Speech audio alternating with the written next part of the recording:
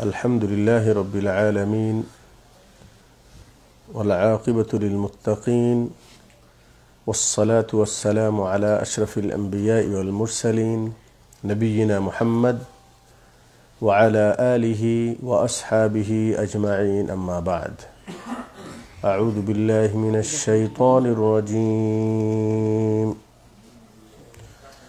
يا أيها الذين آمنوا إن من أزواجكم وأولادكم عدو لكم فاحذروهم وإن تعفوا وتصفحوا وتغفروا فإن الله غفور رحيم إنما أموالكم وأولادكم فتنة والله عنده أجر عظيم সমস্ত প্রশংসা মহান রব্বুল আলামিনের জন্য। দরুদ ও সালাম বর্ষিত হোক আখিরে নবী মুহাম্মদুর রাসূলুল্লাহ সাল্লাল্লাহু আলাইহি ওয়াসাল্লামের উপর। আজকের এই বিশেষ অনুষ্ঠান আকিকা উপলক্ষে অনুষ্ঠানে কিছু ফ্যামিলি উপস্থিত হয়েছেন এবং আসলে আমরা মুসলিম যারা আছি দিনের বিষয়ে অতি অজ্ঞতার কারণে যেমন আমাদের শরীয়তের অনেক কিছু বিষয় সম্পর্কে আমাদের অজ্ঞতা বা আমরা জানি না, ঠিক তেমনি সন্তান বা সন্তানাদি বা স্ত্রী, যেটা নাকি আমাদের জীবনের একটি অংশ, বড় একটি অংশ, কিন্তু এটা যে আমার জন্য কল্যাণও হতে পারে আবার অকল্যাণও হতে পারে, বিষয়টা কিন্তু আমরা সাধারণত বিষয়টা নিয়ে ভাবি না বা ভাবা প্রয়োজন মনে করি না, বা বিষয় নিয়ে আমরা অনেক সময় জানিও না যে আসলে সন্তান হলে আমরা খুশি হই, বিবাহ করার জন্য আমরা আনন্দ করি, কিন্তু আসলে এই স্ত্রী আমার জন্য কখনো দুনিয়া এবং আখিরাতের কল্যাণের মাধ্যম হতে পারে আবার অকল্যাণের মাধ্যম হতে পারে। ঠিক তেমনি সন্তানাদি এনারা আমাদের জন্য দুনিয়া এবং আখিরাতের কল্যাণের মাধ্যমও হতে পারে আবার অকল্যাণের মাধ্যমে হতে পারে। তো আজকের সংক্ষিপ্ত আলোচনায় আমি এ বিষয়ে আলোচনাই করব ইনশাআল্লাহ, যে আমাদের সন্তান কখনো আমাদের জন্য নেয়ামত হবে আবার কখনো আমাদের জন্য আযাব হবে। এ বিষয়ে প্রথমে আমি কোরআনে মাজিদ থেকে কয়েকটি আয়াত পড়ব, যে আয়াতের মধ্যে আল্লাহ রাব্বুল আলামিন সন্তানদেরকে ফিতনা বলেছেন এবং কোথাও কোথাও শত্রু বলেছেন।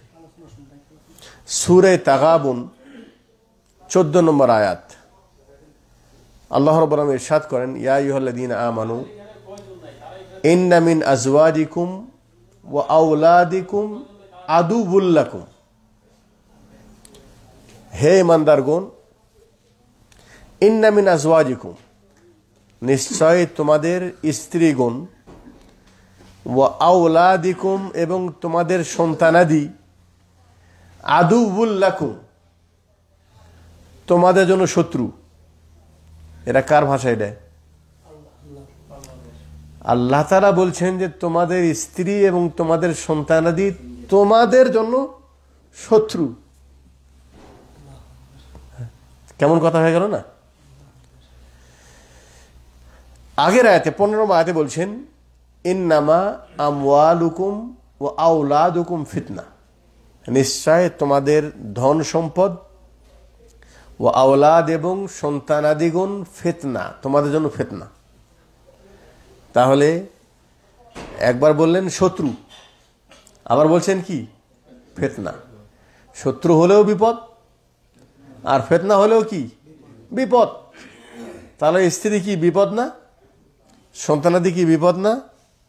হ্যাঁ, আর আমরা কিন্তু এই প্রবাস এসে কাদের জন্য করতেছি আমরা মেহনত? এই স্ত্রী সন্তানদের জন্য। তো কোরআন বলছে এটা তোমাদের শত্রু, তোমার জন্য ফিতনা। তো শত্রুর জন্য আমরা আমাদের এই মাথার ঘাম শুধু পায়ে ফালানোই নয়, বরং নিজে না খেয়ে তাদের জন্যই, তারা ভালো থাক, তাদের কল্যাণ চাচ্ছি আমরা, নাকি? এটা আমরা কেন, সারা পৃথিবীর যিনি স্বামী অথবা বাপ প্রত্যেকের কিন্তু এটাই চাওয়া যে আমি দুনিয়ায় কষ্ট করি কিন্তু আমার পরিবার যেন কষ্ট না করে। ঠিক আছে? তাহলে যেই পরিবারের জন্য আমি এত কিছু করছি, কখনো কখনো পরিবারের খুশি অর্জনের জন্য আমরা কিন্তু আল্লাহকে ভুলে গেছি। কি কথা ভুল বলছি? শরীয়তকে আমরা পিঠের পিছনে রেখে দিয়েছি এই সন্তানাদিদের জন্য, পরিবারের জন্য, পরিবার সুখী হবে এই জন্য। অথচ কোরআন বলছে যেই পরিবারের জন্য তুমি পরিবারের সুখের জন্য, পরিবারের কল্যাণের জন্য তুমি তোমার জীবনের প্রায় সবগুলি শ্রম তুমি ব্যয় করছো, কোরআনের ভাষায় সেই পরিবারকে কোথাও বলা হয়েছে শত্রু, আর কোথাও বলা হয়েছে কি ফিতনা। আগে কি বলছে দেখুন, সূরা শুআরা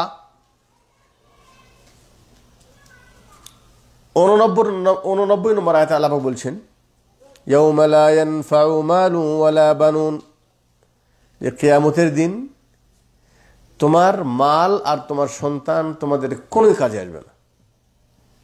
কিয়ামতের দিন কি কোনো কাজে আসবে না।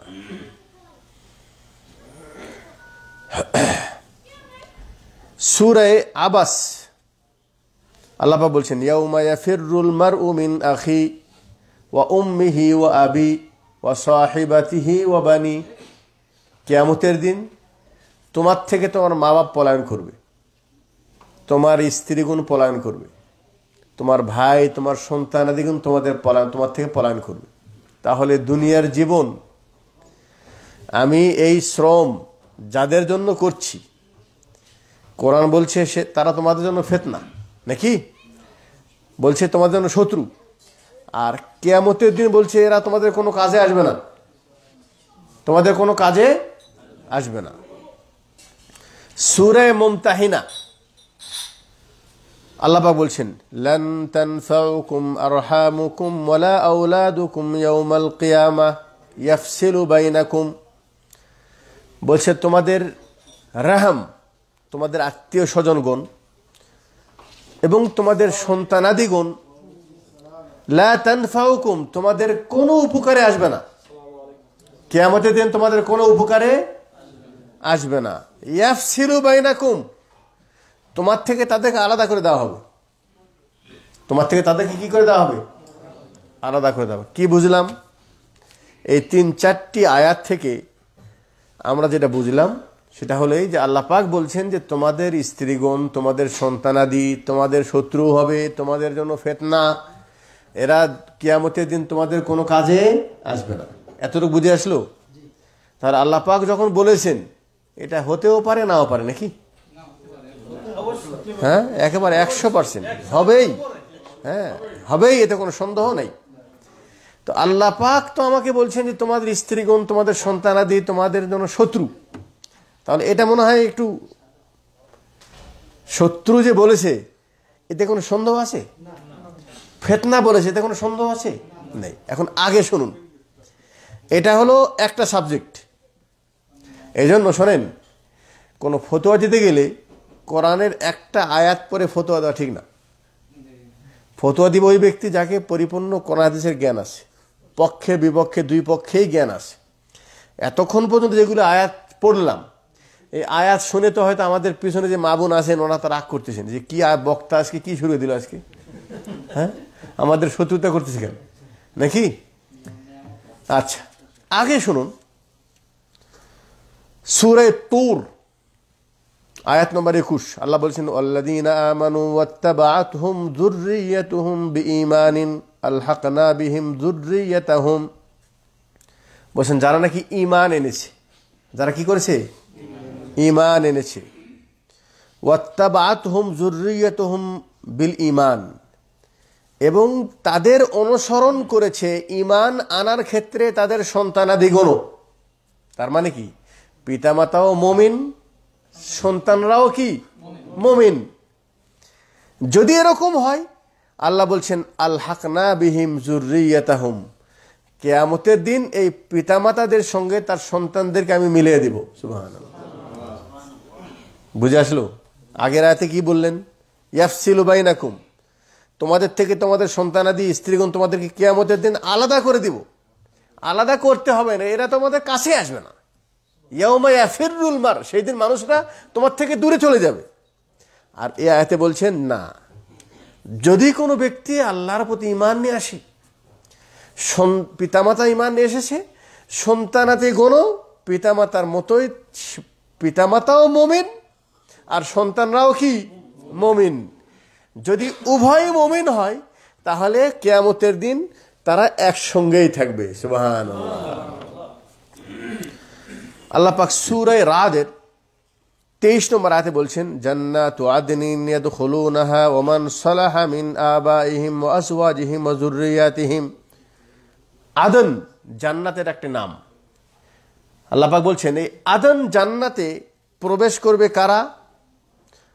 বলছেন আদন ইয়াদখুলুনাহা ওয়া মান সালাহা মিন আবাইহিম ওয়া আজওয়াজিহিম ওয়া যুররিয়াতিহিম। ওই সমস্ত পিতামাতা এবং স্ত্রীগণ এবং সন্তানাদিগণ যারা তাদের দুনিয়াবী জীবনকে সংশোধন করেছে। কি করেছে? সংশোধন করেছে। তাহলে যারা ঈমান আনবে এবং তাদের জীবনকে যারা সুন্দরভাবে আল্লাহ এবং তার রসুলের বাতানো তরিকা অনুযায়ী তারা যদি দুনিয়ায় জীবনযাপন করে, তাহলে তারা কোথায় প্রবেশ করবে? জান্নাতে। আল্লাহ নবী সাল্লাল্লাহু আলাইহি ওয়াসাল্লাম বলেছেন, মুসলিমের হাদিস, ইযা মাতাল ইনসান ইনকাতা আমালুহু, মানুষ যখন মারা যাবে আমল বন্ধ হয়ে যাবে। ইল্লা মিন সালাসাতিন, কিন্তু মৃত্যুর পরও 3টা আমল খোলা থাকবে। ভালো করে শোনেন, বলছেন 3টা কি কি? ইল্লা মিন সাদাকাতিন জারিয়া, দুনিয়ায় সাদকায়ে জারিয়া করলে সেটা সওয়াব মৃত্যুর পরও পাবে। আও ইলমিন ইউনতাফাউ বিহি, অথবা এমন ইলম যে ইলম দ্বারা মানুষ উপকৃত হয়। আও ওয়ালাদিন সালেহিন ইয়াদউ লাহু, অথবা যদি নেক সন্তান তার জন্য দোয়া করে, তাহলে সেটার ফল কবরে মৃত্যুর পর পাবে। বুঝে আসলো? তাহলে এখন কি বোঝা গেল? আগের আয়াতগুলি দিয়ে বোঝা যাচ্ছে যে তোমাদের স্ত্রীগণ তোমাদের শত্রু, তোমাদের সন্তানাদি তোমাদের জন্য ফিতনা, এরা কিয়ামতের দিন তোমাদের কোনো কাজে আসবে না। আর পরের আয়াতগুলি দিয়ে বোঝা যাচ্ছে যে না, এটা সবার ক্ষেত্রে না, সবার ক্ষেত্রে না। কারো কারো সন্তান, কারো কারো স্ত্রী, তার জন্য এই দুনিয়ার সবগুলি পরিশ্রম ব্যর্থ হয়ে যাবে, নষ্ট হয়ে যাবে। ওই সন্তানাদিগণ তাদের জন্য ফিতনা। কি ফিতনা হবে জানেন? ফিতনা হলো এই, আল্লাহ পাক আরেক সূরায় মুনাফিকুন বলছেন, ইয়া আইয়ুহাল্লাযীনা আমানু লা তুলহিকুম আমওয়ালুকুম ওয়ালা আওলাদুকুম আন যিকরিল্লাহ। ফিতনার অর্থ হলো এই যে দেখো হে ঈমানদারগণ, তোমার সম্পদ এবং তোমাদের সন্তানাদিগণ তোমাদেরকে যেন আল্লাহর দিন থেকে, আল্লাহর জিকির থেকে অমনোযোগী না করে দেয়, গাফেল না করে দেয়। কি না করে দেয়? গাফেল না। ভালো করে বোঝেন, আমাকে যদি অর্থের লোভ, অর্থ উপার্জন করতে যে, অথবা সন্তানের মায়ার কারণে যদি আমি আল্লাহকে ভুলে যাই, আল্লাহর দিনকে ভুলে যাই, তাহলে আল্লাহ বলছেন যে যেন তোমাকে ভুলে না দেয়। ওমাই ইয়াফআল যালিক ফাউলাইকা হুমুল খাসিরুন। আলোচনা বোঝার চেষ্টা করেন। বলছেন যারা এরকম হবে, মানে তার সম্পদ উপার্জন করতে যে দিনকে ভুলে গেছে। আমরা অবশ্যই এরকম না, তাই না?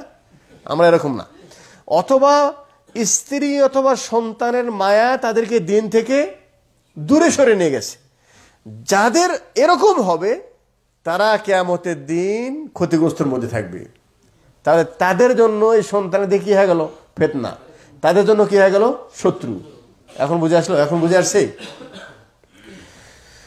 আচ্ছা, এটা একটা অর্থ। আর একটা অর্থ হলো এই যে পিতা মাতা, সন্তানাদিগণ, স্ত্রীগণ, এরা কখন আমাদের জন্য ফিতনা হবে? ফিতনার মানে হলো এই, আল্লাহ পাক সূরা হামিম সিজদায় বলেছেন, وقال الذين كفروا ربنا أرنا الذين أضلانا من الجن والإنس نجعلهما تحت أقدامنا ليكونا من الأسفلين। কাফের যারা, وقال الكفروا, কাফেররা বলবে, রব্বানা আরিনা আল্লাযাইনি আদাল্লানা মিনাল জিন্নি ওয়াল ইনস, আয় আল্লাহ ওই সমস্ত জিন এবং মানুষদেরকে আমাদের কাছে নিয়ে এসো, আমাদেরকে দেখাও। আদাল্লানা, যারা আমাদেরকে পথভ্রষ্ট করেছে, গোমরাহ করেছে, তারা আমাদেরকে কে আসো? আমাদের কাছে নিয়ে আসো। আমরা কি করব? আমরা তাহতা আকদামিনা, আমরা পায়ের নিচে তাদেরকে খুঁজতে চাই। পায়ের নিচে আমরা তাদেরকে রেখে আমরা তাদেরকে শাস্তি দিতে চাই। খোঁচা, পা দিয়ে খোঁচা, পায়ের নিচে খুঁজে দেওয়া, পাড়া দেওয়া, পায়ের নিচে দিয়ে পাড়া দেওয়া, পাড়া দিব পায়ের নিচে রেখে। এটা হলো তাহলে কি? যদি আমার সন্তান, এমন হতে পারে আমার স্ত্রী, এমনও হতে পারে কিয়ামতের দিন সন্তান আমার জন্য মৃত্যুর পর দোয়া করলে সেই দোয়া আমার কাজেও আসতে পারে।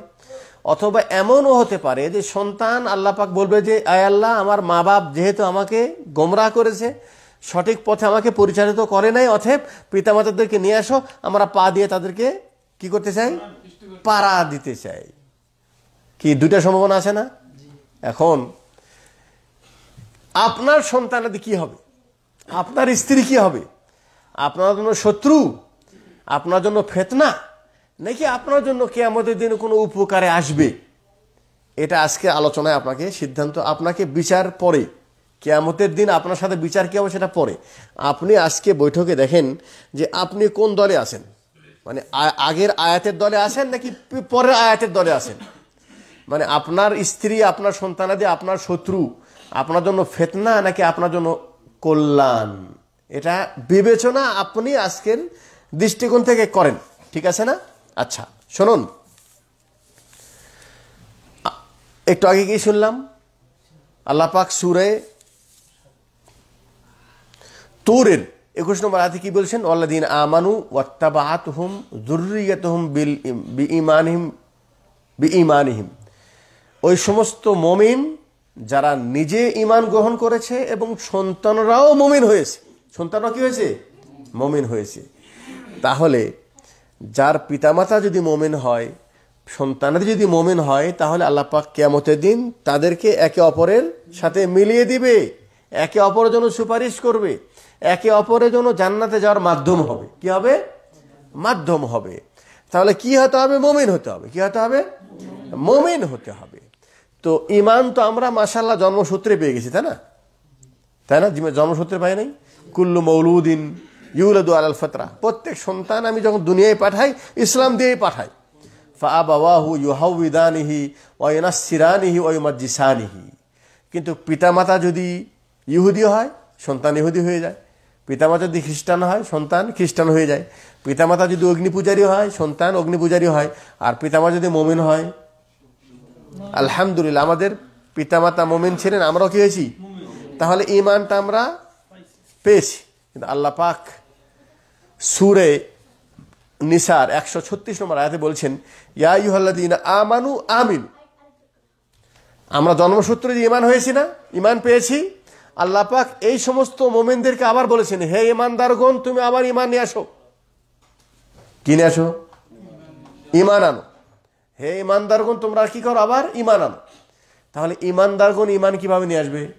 হ্যাঁ, ঈমানদারগণ ঈমান নিয়ে আসার অর্থ হলো এই যে জন্মসূত্রে বা আল্লাহ পাক অনুগ্রহ করে দয়া করে আমাকে যে মুমিন বানিয়েছেন, তাহলে মৃত্যু পর্যন্ত আমার ঈমানটাকে টিকে রাখতে হবে। ঈমানকে কি করতে হবে?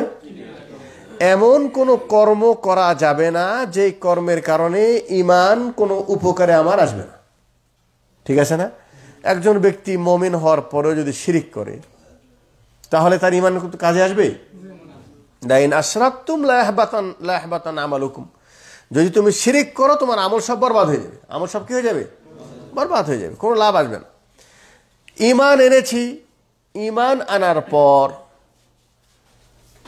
আনার পর শরীয়তকে আমি পিঠের পিছনে ফেলে দিয়েছি, কোরআনকে পিঠের পিছনে ফেলে দিয়েছি। সন্তানাদির কারণে, স্ত্রীদের সুখের কারণে আমি দিনকে ভুলে দিয়েছি, দিনকে ভুলে গিয়েছি। এমন ভুলে গিয়েছি যে আমি 5 ওয়াক্ত সালাত সময় মতো আদায় করতে পারি না। কি ভুল বলছি? পড়তে যে পারছি না এটা কোনো আফসোস নেই, কিন্তু আমি খুব খুশি, আমার বেতন খুব ভালো, মাশাআল্লাহ। আমি খুব খুশি যে আমার মাসে একটা ভালো বড় অঙ্কের উপার্জন আসে, ঠিক আছে? আমি খুব খুশি যে আমি ভালো বাড়ি করতে পেরেছি। আমি খুব খুশি যে আমার স্ত্রীকে আমি অনেক গহনা কিনে দিতে পেরেছি। আমি খুব খুশি যে আমার সন্তানীদেরকে আমি খুব দামি দামি কাপড় পরাই। আমি খুব খুশি আমার সন্তানীদেরকে আমি ভালো স্কুলে পড়াই। আমি তাদেরকে খুশি রাখতে পেরেছি, আমি খুব খুশি, ঠিক আছে না? কিন্তু আসলে এই খুশিটা কিন্তু অরিজিনাল খুশি নয়। এখন শুনুন যে আসলে যাদের জন্য আমি আজকে সকাল থেকে সন্ধ্যা পর্যন্ত মাথার ঘাম পায়ে ফেলাচ্ছি, এরা আসলে আমাদের কিয়ামতের দিন কোনো উপকার আসবে কি না? হ্যাঁ, উপকার তারা আসবে না যদি আমরা আল্লাহ আমাদের উপর যে দায়িত্ব দিয়েছে সেই দায়িত্বটা যদি না পালন করি। কথা বুঝে আসলে এখন সংক্ষেপে কথা। আল্লাহ পাক, আল্লাহ রাসূল বলেছেন কুল্লুকুম রাইন, তোমরা প্রত্যেকেই দায়িত্বশীল। ওয়া মাসউলুন আন রাইয়াতিহি, এবং প্রত্যেক দায়িত্বশীল ব্যক্তিকে তার অধীনস্থ সম্পর্কে জিজ্ঞেস করা হবে। তাহলে আল্লাহ পাক আমার স্ত্রীকে আমার অধীনে বানিয়েছেন। কি বানিয়েছেন? অধীনে মানে হলেই যে তারা আমার আনুগত্য করে, তার ভরণ পোষণের দায়িত্ব কি আমার উপরে। আল্লাহ পাক আমাদেরকে সন্তান দিয়েছেন, এই সন্তানটাও আমাদের অধীনস্থ, ঠিক আছে না? তাদের দেখাশোনা, তাদের লালন পালন করা, তাদের খাওয়ানো, তাদের পড়ানোর দায়িত্ব কি আমার উপরে। তাহলে আল্লাহ রাসূল বলছেন যে তোমরা প্রত্যেকে দায়িত্বশীল এবং তোমাদের অধীনস্থ সম্পর্কে তোমাদেরকে জিজ্ঞেস করা হবে। তো শরীয়ত স্ত্রীদের ক্ষেত্রে, সন্তানাদিদের ক্ষেত্রে আমাদের উপর কি দায়িত্ব দিয়েছে একটু খেয়াল করেন। এই দায়িত্বগুলি সংক্ষিপ্ত আকারে আপনাদের সামনে উপস্থাপন করব। দেখেন তো আপনি এই দায়িত্বগুলি কি পালন করেছেন, করতেছেন? যদি পালন করে থাকেন, করতেছেন, তাহলে এই স্ত্রী সন্তান আপনার জন্য নিয়ামত, ঠিক আছে? আপনার উপকারে আসবে। আর যদি কোথাও ত্রুটি হয়ে যাচ্ছে তাহলে মনে রাখবেন যে এরা আমার বিরুদ্ধে চলে যেতে পারে, আপনার বিরুদ্ধে চলে যেতে পারে। কি দায়িত্ব? দেখুন, দায়িত্বটা আসলে অনেক গোড়া থেকে শুরু হয়। দায়িত্বটা কি হয়? অনেক গোড়া থেকে শুরু হয়। গোড়া বলতে স্বামী স্ত্রী, কোরআনের ভাষায় বলা হয়েছে হুন্না লিবাসুল লাকুম ওয়া আনতুম লিবাসুল লাহুন্না, তুমি স্ত্রীর জন্য পোশাক স্বরূপ আর স্ত্রী তোমার জন্য পোশাক স্বরূপ। মানে একে অপরের কি পোশাক, একে অপরের সহযোগী, একে অপরের জন্য একেবারে দুনিয়ার ক্ষেত্রে, দিনের ক্ষেত্রে সহযোগী, ঠিক আছে না? বাড়িতে যখন কাজ কাম করি আমরা, স্বামীর কাজে স্ত্রী সহযোগিতা করে আর স্ত্রীর কাজে স্বামী সহযোগিতা করে না? দিনের ক্ষেত্রেও একে অপরের সহযোগী হতে হবে। কি হতে হবে? সহযোগী হতে হবে। এই সহযোগী হওয়ার জন্য দুইজনার চিন্তা চেতনা এক হতে হবে। কি হতে হবে? এখন স্বামী যদি দিনদার হয়, নামাজি হয়, আর স্ত্রী যদি বেদিন হয়, বেনামাজি হয়, তাহলে কি দুইজনের চিন্তা ভাবনা এক হবে, মিল হবে? আবার এর উল্টা, স্ত্রী দিনদার আর স্বামী বেদিন, তাহলে কি মিল হবে? আল্লাহ বলছেন আত-তাইয়্যিবাতু লিত-তাইয়্যিবিন, যে সমস্ত পবিত্রা নারী তাদের হওয়া উচিত পবিত্র পুরুষদের সাথে তাদের সম্পর্ক হওয়া উচিত। আল খাবিসাতু লিল খাবিসিন, যারা খবিস, মেয়ে খবিস, ছেলেও খবিস হওয়া উচিত। মানে সে অসৎ, ছেলেও মেয়েও কি অসৎ। তাহলে আপনি প্রথমে দেখেন আপনি সৎ না অসৎ, এটা আমার থেকে বিচার শুরু হবে প্রথমেই। আমি প্রথমে সৎ হতে হবে, আমাকে প্রথমে মুমিন হতে হবে, এরপরে মুমিনা স্ত্রীর খোঁজ করতে হবে। ঠিক আছে? এখন দেখেন তো গোড়া থেকেই আমি কি আসলে সৎ, আমি কি আসলে মুমিন হতে পেরেছি? একটু ভালো করে নিজের বিচার নিজেই করি আমরা। আমি কি আসলে সৎ? আমি যদি সৎ হতাম তাহলে আল্লাহ রসুল বলছেন তুন কাহুল মারাতুলি আরবাইন, মানুষ বিবাহ করে 4টা জিনিস দেখে, লিমালিহা ওয়ালি জামালিহা ওয়ালি হাসাবিহা ওয়ালি দিনিহা, বংশ দেখে, মাল দেখে, সৌন্দর্য দেখে, দিন দেখে। ফাজফার বিজাতার দিন, তুমি দিনদার না, তাহলে তুমি দিনদার স্ত্রী খোঁজো, এর সাথে মালও আছে, বংশ আছে, মাশাআল্লাহ সম্পদ আছে, সমস্যা নেই, কিন্তু দেখো দিন আছে, তাহলে সেখানে প্রস্তাব দাও। অনেক সুন্দরী, মাল আছে, বংশ আছে, দিন নেই, তাহলে বলা হয়েছে ওখানে প্রস্তাব দিও না। কথা বুঝে আসলো? এখন আপনি যদি দিনদার হন তাহলে দিনদার স্ত্রী দেখবেন, আর আপনার যদি দিন না থাকে তাহলে আপনি তো দিন দেখবেন না। আপনি দেখবেন যে কোথায় শ্বশুরের টাকা বেশি, কোন সম্পদ বেশি। কি আমি কথা ভুল বলছি ভাই? হ্যাঁ, তাহলে আমার হিসাব নিকাশ কিন্তু আমাকে নিজেই করতে হবে। আমি আজকের বৈঠকে আমরা দেখব যে কার স্ত্রী শত্রু হবে, কার সন্তান ফিতনা হবে, আর কারটা হবে দুনিয়া এবং আখিরাতের জন্য কল্যাণকর, কার জন্য হবে নিয়ামত, কার জন্য হবে, এটা বিচার আমাকেই করতে হবে। তাহলে এর জন্য প্রথম কাজ যেটা, সেটা হলেই আপনি আসলে দেখেন আপনি মুমিন কিনা, আপনি কি ইসলামকে ভালোবাসেন কিনা, আপনি ইসলামকে পছন্দ করেন কিনা। যদি আপনি মুমিন হন, আপনি যদি মুসলিম হন, ইসলামকে ভালোবাসেন, তাহলে অবশ্যই আপনি একটা ইসলামপন্থী নারীকে খোঁজ করবেন। আল্লাহ রাসূল বলেছেন আর দুনিয়া কুল্লুহা মাতা ও খায়রু মাতা এ দুনিয়া ইমরাতুন সালেহা। এই দুনিয়ায় যা কিছু চাকচমক দেখতেছো, দুনিয়ার নিয়ামত দেখতেছো, এগুলো সব হলো দুনিয়ার জিনিসপত্র, আসবাবপত্র। এই দুনিয়ার আসবাবপত্রের মধ্যে সবচাইতে তোমার জন্য উত্তম জিনিস হলো নেক স্ত্রী। কি স্ত্রী? এখানে আল্লাহ রাসূল খাস করেছেন, সমস্ত স্ত্রী থেকে বলেন নেই, বলছেন ইমরাতুন সালেহা, নেক স্ত্রী, নেক স্ত্রী। তাহলে আপনি দুনিয়ার সমস্ত নিয়ামতের চাইতে সবচাইতে বড় নিয়ামত রাসূল বলেছেন ওই নারী, যে নারীর মধ্যে কি আছে, দিন আছে, নেক নারী। তাহলে আমি কি সেই বড় নিয়ামত প্রথম থেকেই খোঁজ করেছিলাম? এই প্রশ্নটা আমাকে নিজেকে করছি, আমি আপনাকে করছি, নিজেকে প্রশ্ন করে দেখেন, এই বড় নিয়ামতকে আপনি কোনদিন খুঁজেছেন? যদি খুঁজে থাকেন তাহলে আপনি লাইনে আছেন, আর খোঁজেন নাই তাহলে মানে আপনি প্রথম থেকেই লাইনচ্যুত হয়ে আছেন। এই তো কথা শুনতে বলছে, প্রথম থেকে লাইনচ্যুত হয়ে আছেন। ঠিক আছে না? আচ্ছা, এরপরে যখন স্ত্রী আপনার কাছে আসছে, পরস্পর বিবাহ হয়ে গেছে, এরপরে বিবাহের মধ্যে যে কত কিছু হয়, প্রথমে সিলেক্ট নিজেই যখন মুসলিম না, তো নারীও ইসলামপন্থী নারী পছন্দ করি নাই, আর বিবাহের অনুষ্ঠানে যা কিছু হবে সেটা কি ইসলামপন্থী হবে নাকি অনইসলামিক কাজ হবে? হ্যাঁ, এই জন্য তো হলুদ মাখাতে পাঠিয়ে দিয়েছেন, একেবারে এক দল, জি, এবং সেখানে নাচ গান গেয়ে আরো পরপুরুষের সামনে তাকে হলুদ মাখানো হচ্ছে, গোসল করানো হচ্ছে। এগুলি কাজ কি মোমেনদের কাজ? এগুলি ইসলামপন্থীদের কাজ এগুলি? তাহলে ওই প্রথমেই ভুল, একটা ভুলের কারণে এখন দ্বিতীয় ভুল সব শুরু হচ্ছে। এরপরে বিবাহের অনুষ্ঠানে শ্বশুরের কাছ থেকে ডিমান্ড চেয়ে নিচ্ছেন, চুক্তি করে নিচ্ছেন, আর বিবাহের দিনে শ্বশুরকে বলছেন আমার বাড়ি এবারে আমার বিদেশ থেকে আসছি, আমার আত্মীয় স্বজনের সংখ্যা অনেক বেশি, একেবারে 500 জন যাবে আমার বরযাত্রী হিসাবে। তাহলে এই যে তুমি তার মেয়েও নিচ্ছ, তার উপর আরো 500 জন বরযাত্রীকে চাপাইয়া দিচ্ছ, এরপরে তাকে এই দিতে হবে, খাট দিতে হবে, পালং দিতে হবে, হুন্ডা কিনে দিতে হবে, গাড়ি কিনে দিতে হবে, ঘর সাজায় দিতে হবে। এগুলি সব ইসলামের শিক্ষাগুলি? এগুলো কি ইসলামিক কাজ? এগুলি সব অনইসলামিক কাজ।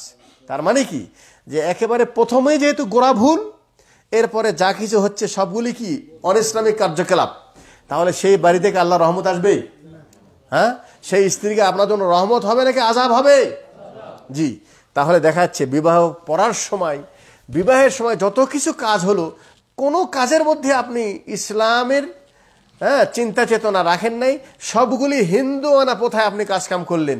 এরপর বিবাহ যখন পড়াতে আসলো, তখন বিবাহ পড়ানো কি আবার, আপনি নিজেই যেহেতু পরিপূর্ণ মুসলিম না, তো আপনার বিবাহ পড়ানোটাও কি ইসলাম মোতাবেক হয়েছে? দেখেন তো, যখন বিবাহ পড়াতে এসেছে তখন একজন উকিল পাঠিয়েছে বইয়ের কাছে, উকিল পাঠায় নাই, উকিল পাঠিয়েছে যে তাকে কবুল করার জন্য। আচ্ছা, উকিল কে হবে? বাপ হবে উকিল। উকিল কি যে স্ত্রীকে বলবে যে তোমাকে বিয়ে করে তুমি কবুল করো? কবুল কি স্ত্রী করবে নাকি কবুল ছেলে করবে? ইজাব ওয়াল কবুল মানে বিবাহের দুটা হলো রুকুন, স্তম্ভ। একটা হলো ইজাব মানে সম্মতি, আর একটা হলো কবুল। ঠিক আছে, মেয়েকে বলা হবে যে তোমার জন্য এরকম ছেলে আমরা সিলেক্ট করেছি, এত টাকা দেন মোহর আমরা ধার্য করে তোমার জন্য এই ছেলে আমরা বিবাহের জন্য প্রস্তাব দিয়েছি, তুমি কি বিবাহতে রাজি আছো? মেয়ে যদি বলে রাজি আছি অথবা চুপ থাকে, তাহলে বাবা বুঝে নেবে যে মেয়ে রাজি আছে। বাবা এসে বলবে যে আমার মেয়ে এই বিবাহতে রাজি আছে, তুমি আমার মেয়েকে স্ত্রী হিসাবে কবুল করো। ছেলে বলে আমি কবুল করলাম। তাহলে কবুল করবে ছেলে, আর আমরা আগেই কবুল করাচ্ছি মেয়েকে। কি উল্টা হলো না? তাহলে সমস্যাকে একটা, ওই গোড়াতেই সমস্যা যে আপনাকে ইসলামী শিক্ষা নেই, ইসলামী কালচার নেই, ইসলামী চিন্তা চেতনা নেই। এখন এরপরে যত কিছু কাজ হচ্ছে সবগুলি কাজে অনইসলামী কাজ হচ্ছে। তাহলে বিবাহের কাজ এটাও তো শরীয়ত মোতাবেক হওয়া উচিত, কিন্তু দুঃখের বিষয় আমাদের কপাল খারাপ। সেটা হলেই যে আজকে আমরা এমন একটা সময় অতিক্রম করছি যেই সময়ের সম্পর্কে আল্লাহ নবী সাল্লাল্লাহু আলাইহি ওয়াসাল্লাম ভবিষ্যৎবাণী অনেক আগেই করে দিয়েছেন যে ওয়াকালিলুম মিন ইবাদিয়াশ শাকুর, মুমিন আল্লাহর শুকরগুজার বান্দার সংখ্যা খুবই কম হবে, যার সম্পর্কে আল্লাহ অনেক আগেই বলে দিয়েছেন ওমা ইউমিনু আকসারুহুম বিল্লাহি ইল্লা ওয়া হুম মুশরিকুন। অনেক মুমিন মনে হচ্ছে কিন্তু আসলে এরা অধিকাংশ মুশরিক। আল্লাহ পাক তো আমাদেরকে অনেক আগেই বলে দিয়েছেন, অনেক আগেই, যে 1000-এ 1 যাবে জান্নাতে আর 999 যাবে জাহান্নামে। আমাদেরকে অনেক আগেই বলেছে হুম ইয়াহতাদুনা বিগাইরি হাদিয়াতি, তোমাদের মাঝে এমন একটা ফিতনা আসবে আমার হেদায়েত বাদ দিয়ে তারা আরেকটা হেদায়েত গ্রহণ করবে। ওয়াস্তান্নুনা বিগাইরি সুন্নতি, আমার সুন্নতকে বাদ দিয়ে তারা অন্য সুন্নতকে নেবে। তাহলে আল্লাহ রাসূলের যে আমরা ইসলাম মোতাবেক যে বিবাহ শাদী করব, এই বিবাহের ক্ষেত্রে আমরা সুন্নত মোতাবেক করতে পারলাম নাকি বেসুন্নত হয়ে গেল? হেদায়েত ছাড়া। হেদায়েত বলছে ছেলে কবুল করবে আর আমি মেয়েদেরকে কবুল করাচ্ছি। অনেক সময় গায়ের মুহরিমকে মেয়ের কাছে পাঠা দিচ্ছি উকিল হিসাবে, আর মেয়ে যে তারা তাকে প্রকাশ্যে তার সামনে দেখছে, তার সাথে কথা বলতেছে, মেয়ে বলছে আসতে লজ্জায় বলছে কবুল, বলছে না না শুনি নাই, আরো জোরে বলতে হবে। 3 বার কবুল পড়াচ্ছে তাকে। কি ঠিক আছে? এরপরে এসে বলছে হ্যাঁ আমরা শুনেছি কবুল, আবার আরো সময় পরে না আমি ভালো করে শুনি, তাহলে আবার যান কবুল করে নিয়ে এসে। এরপরে এই বিবাহটা আল্লাহ পাক আমাদের বলছেন যে ওয়া আতু সাদাকাতিহিন্না নিহলা, এই বিবাহ পাক আল্লাহ পাক স্ত্রীকে আমার জন্য বৈধ করেছে, কিন্তু আমাদেরকে বলা হয়েছে যে তুমি তাদের প্রাপ্য হক দেনমোহর তাকে দিয়ে দাও। কথা বুঝেন? বিবাহের দিনে অনুষ্ঠানে খাওয়ার আয়োজন করবে ছেলেরা, ছেলে আয়োজন করবে, বিবাহের বড় অনুষ্ঠান করবে ছেলে, ওলিমার অনুষ্ঠান করবে। আর মেয়ের বাপ হয়তো বিয়ে করতে যাবেন 5-7 জন 10 জন গেলেন, ঠিক আছে, যে সেখানে বিবাহ পড়ে বা বিবাহ করে নিয়ে আসলেন, এরপরে অলিমা দিন অনুষ্ঠান করেন। এখন আমরা সব কিছু বোঝা দিয়ে দিয়েছি মেয়ের বাপের উপরে।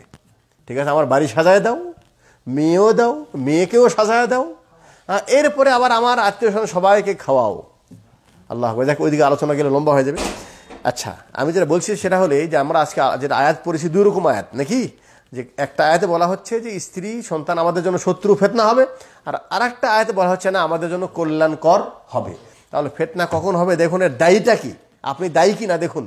তাহলে প্রথমেই ঈমান দুর্বল আমার, স্ত্রী বিবাহ করার সময় শরীয়তকে আমি প্রাধান্য দেই নাই, এরপরে বিবাহের সময় আমার কোনো ইসলাম কি বলছে কাউকে জিজ্ঞাসা করি নেই, বাস এমনি যা মনে চায় তাই সেভাবে বিবাহ করলাম।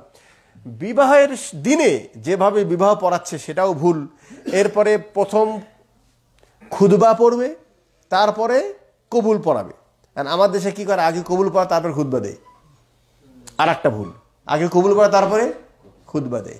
আল্লাহ রাসূল সাল্লাল্লাহু আলাইহি ওয়াসাল্লাম বিবাহ শাদী পড়ার পর উনি একটা দোয়া পড়তেন, জামা বারাকাল্লাহু লাকুমা ওয়া বারাকা আলাইকুমা ওয়া জামা বাইনাকুমা ফি খাইর, এই দোয়া পড়তেন। এই দোয়া কোনো কাজীর জানা আছে? বাংলাদেশের কোন কাজী? 99% কাজী এই সুন্নতি দোয়া জানে না। আর যেটা করে সেটা কি, জি হ্যাঁ, মোনাজাত করে দেয়, সম্মিলিত মোনাজাত করে দেয়। এটা কি শরীয়ত সাপোর্ট করে? আচ্ছা, তাহলে আপনি একটা গুনতে থাকেন যে সমস্যাটা আমাদের কত দিকে সমস্যা। তাহলে বিবাহে পড়ানোর সময় অন ইসলামিক কার্যকলাপ যেগুলি করেছে সেটা তো হিন্দুয়ানা প্রথা, হলুদ মাখানো, নাচ গান করা, বেপর্দায় বউকে নিয়ে আসা। আর ইসলামের নাম দিয়ে যা কিছু করলাম সেটাও হেদায়েত ছাড়া, সুন্নত পরিপন্থী কাজ। ঠিক আছে? আচ্ছা, এরপরে দেখুন বাসর রাত্রে আল্লাহ নবী সাল্লাল্লাহু আলাইহি সাল্লাম তিনি বলছেন যে তোমার স্ত্রীর কপালে হাত রেখে দোয়া পড়ো। ঠিক আছে না? সেই দোয়া আমরা জানি না, দোয়া হয়তো করিনি। এরপরে যখন তুমি স্ত্রী সহবাস করবে তখন তার আগে একটা দোয়া করো, বিসমিল্লাহি আল্লাহুম্মা জান্নিবিনাশ শাইতান ওয়া জান্নিবিশ শাইতানা মা রাযাকতানা। তাহলে কি হবে? তোমাদের এই দুইজনের মিলনের মাধ্যমে আল্লাহ পাক যদি সন্তান দেয় তাহলে সন্তানকে শয়তান ক্ষতি করতে পারবে না। ঠিক আছে না? তাহলে দোয়া কি আছে, জানা আছে আমাদের? এখনো দোয়া জানাই নেই। সন্তান নিয়ে তো সন্তান বড় হয়ে গেছে, সন্তানও বিয়ে দিয়ে দিছি, এখনো আমি এই দোয়া শিখি নাই, দোয়া জানি না। আমি চাচ্ছি আমার সন্তান আমার জন্য উপকার আসুক কিয়ামতের দিন। এখন দেখেন, এরপরে সন্তান যখন হয়েছে, ঠিক আছে, সন্তান যখন পেটে আসছে তখন আপনি একদিনও আল্লাহকে বলছেন আয় আল্লাহ তুমি আমাকে নেক সন্তান দাও? বলেছেন? একবারও বলেননি। শুধু মানে কখন সময় আসবে, 4 মাস 5 মাস হয়েছে, ডাক্তার কাছে বলছে ডাক্তার ছেলে না মেয়ে, টেনশনে আছে, ছেলে না মেয়ে। যদি ডাক্তার আগে বলে যে মেয়ে, তারপরে প্রথম সন্তান, যাক টেনশন খুব বেশি হলেও অত বেশি নাই, হয়ে যাচ্ছে, হোক। তারপরে যদি ছেলে শোনে, আরে বাপরে বিশাল খুশি। যাই হোক, এই যে আপনাকে আল্লাহ পাক যে সন্তান দিচ্ছে, পেটের মধ্যে সন্তান আছে, আপনি কি একসময় কোনো সময় দোয়া করেছেন আয় আল্লাহ তুমি আমার সন্তানকে নেক বানাও? বলি নাই, কিন্তু আমরা বলি নেই, বাস্তব। ঠিক আছে? যারা বলেছে আলহামদুলিল্লাহ, যারা বলেছে তাদের সন্তান উপকারে আসবে। আর যারা আমরা বলি নাই, আমরা খতরায় আছি, ভয়ে, আমরা কিন্তু এখন সমস্যায় আছি, আমরা কিন্তু দোয়া করি নাই। তার মানে কি সন্তানকে ভালো বানানো আমার ইচ্ছা করলে বানাতে পারবো নাকি আল্লাহ করবে? তা আল্লাহর কাছে চাইতে হবে। আল্লাহর কাছে কি চাইতে হবে? আচ্ছা, আল্লাহ পাক তিনি যাকে চান ছেলে দেন, যাকে চান মেয়ে দেন, এই এখতিয়ারটা কার? আপনি ছেলে ছাড়া লাগবে, আল্লাহ আমাকে ছেলে দাও, তার সাথে আবার নেক কি জায়গা যোগ করেন, নেক। শুধু ছেলে চান না, শুধু মেয়ে চান না, নেক লাগান। আচ্ছা, তারপরে আল্লাহ মেয়ে দিয়েছি, নারাজ না খুশি? খুশি হতে হবে। কিন্তু আমি খুশি হয়েছি? প্রথমটা নেই খুশি, দ্বিতীয়টা যদি হয় মেয়ে তখন খুশি, দ্বিতীয়টাই বলার কিছু নেই, খুশিও নেই নারাজ না, চুপ করে আছে, দুটা হয়ে কি করে হয়ে দিছে, আল্লাহ কি করে দেবে। আর তৃতীয়টাই, আর বাড়ির বউয়ের সাথে কথা বলছে না, স্বামীও কথা বলছে না, হ্যাঁ, শাশুড়িও কথা বলছে না, ননদও কথা বলছে না, কেউ কথা বলছে না। কি ব্যাপার? অপরাধ কি? অপরাধ হলো এই যে তোমার এত মেয়ে হয় কেন?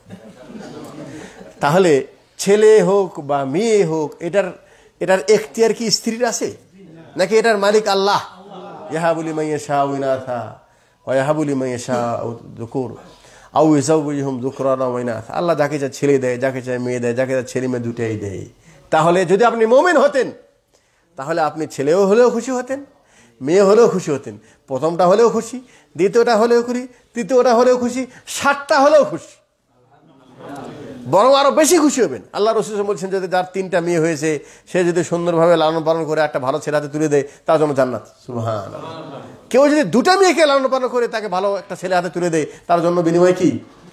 জান্নাত। তাহলে সে তো আরো বেশি খুশি হওয়ার কথা, ঠিক আছে না? কিন্তু আসলে দেখেন আপনি কি খুশি হয়েছেন নাকি নারাজ? আপনি দেখেন বিষয়টা, আপনি চিন্তা করে দেখেন আপনি কোন পথে আছেন। সন্তান হয়েছে, সন্তান ছেলে হোক মেয়ে হোক, আপনার খুশি হওয়া উচিত এবং মানুষকে সুসংবাদ দিতে হবে যে আমার ছেলে হয়েছে আলহামদুলিল্লাহ, আমার মেয়ে হয়েছে, সন্তান হয়েছে, ঠিক আছে। জাহেলিয়াতের যুগে কি হতো? ওয়াইদা বুশশিরা আহাদুহুম বিল উনসা যাল্লা ওয়াজহুহু মুসওয়াদ্দান ওয়া হুয়া কাযীম। বলছেন জাহেলিয়াতের যুগে যখন কাউকে মানে সুসংবাদ দেওয়া হতো যে এই তোমার মেয়ে হয়েছে, ইসওয়াদ্দাত ওয়াজহুহু, তার চেহারা কালো হয়ে যেত, ওয়া হুয়া কাযীম, রাগান্বিত হয়ে যেত, মেয়ে কেন? এজন্য সুসংবাদ আপনি গ্রহণ করবেন, আলহামদুলিল্লাহ আমার ছেলে হয়েছে মেয়ে হয়েছে, মানুষদেরকে খুশি হয়ে বলবেন যে আমার ছেলে মেয়ে হয়েছে, এবং এটা কি মনে করবেন? আল্লাহর পক্ষ থেকে নিয়ামত। এই সন্তান কে দিয়েছে? আল্লাহ দিয়েছে, ঠিক আছে। দিল আল্লাহ, আর আপনি যদি বলেন যে আমি অমুক মাজারে যেয়ে মান্নত করার কারণেই হয়েছে, তাহলে কি হলো?